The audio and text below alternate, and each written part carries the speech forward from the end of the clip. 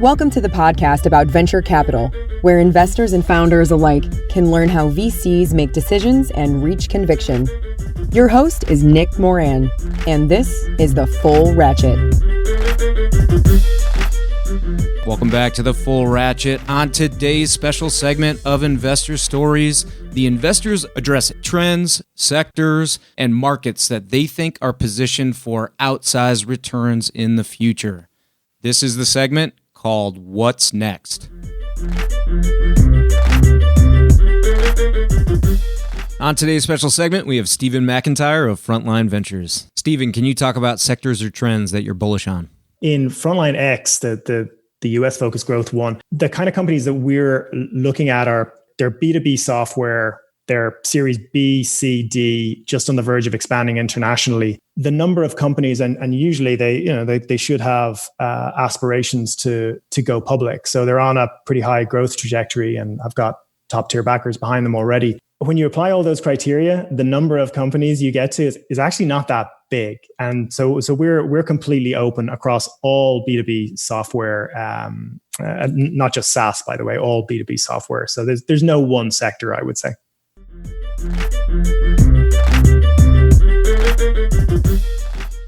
On today's special segment, we have Brian Luerssen, GP of Long Jump and CEO of DraftBit. Brian, can you talk about sectors or trends that you're bullish on?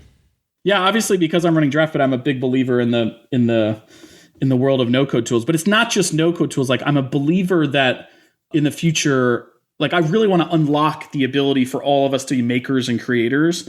And I think even behind that, you see a trend. Like, I'm a big believer that if you look in the next 10, 20 years, you will see more entrepreneurial endeavors be created. I think if you look at newer generations of millennials and zennials and whatever they call the newer cohorts of kids these days, like, they don't want to work for big companies. They want to have control over their lives. They want to be able to have different schedules. And so that naturally leads people down creating new things and creating new startups and creating new businesses. And I think that's like such an exciting world to live in. So I think I'm very into all businesses that enable new types of people to start businesses in different sectors and different things. I think it's going to be a huge, huge part of the future.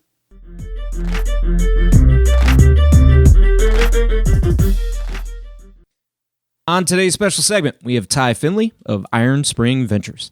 Ty, can you talk about sectors or trends that you're bullish on? Sectors would definitely be industrial tech in every regard. You don't say. Yeah, no kidding, right? I think one of the trends, amongst others, we're looking at is this proliferation of vertical labor marketplaces specific to industrial environments. So again, whether it's in the four walls of a manufacturing environment or a warehouse or construction site, you can look at the LinkedIns and the rest of the world. I think there's been attempts at going after collecting the blue collar or skilled worker communities. And I think that it takes, again, a very specialized and a very different approach to collect that type of workforce to help match supply and demand when it comes to those types of skilled laborers. But I think we're watching some companies now that are doing it capital efficiently. Understand marketplaces take a long time generally. I mean, you can do the case study on the LinkedIns and TaskRabbits and all the others that marketplaces are hard and they take time and they take a lot of capital to do it. But I think it's really important as we watch kind of, you take the oil and gas industry, for instance, right? It's pretty brutal sledding right now for a lot of my hometown buddies that are now, looking for how do I find on-demand work if oil and gas isn't hiring. So I think I'm pretty bullish on some of those marketplaces that are getting very sector specific would be one area of interest.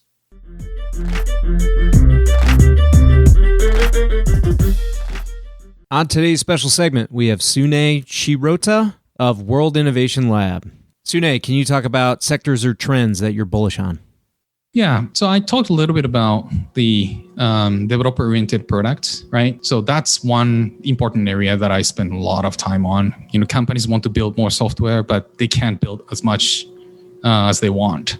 So the products and services that help with that would be a very important service for customers and important business going forward.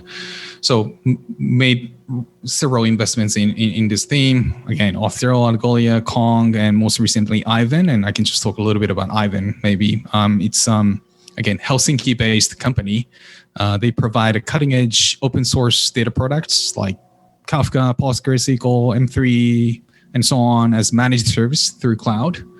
So, companies want to build applications, and that comes with the needs for database and data infrastructure. And these days, the best products are different for different needs, and people use multiple products among those data products. And many of them are open source, right? And although it's free to download, it takes real efforts to manage, scale, and secure and take care of it. And Ivan provides the managed service of these data products, and they leverage their expertise in open source and cloud technologies, and they're growing pretty quickly. And companies do not need to worry about building data infrastructure, scale it, secure it, and manage it anymore. And Ivan does it all, which again fits very well with the theme I mentioned. Companies want to build more applications, software, but they don't want to build. They can't build as much as they want, and they are looking for leverage. So that's one important thesis area.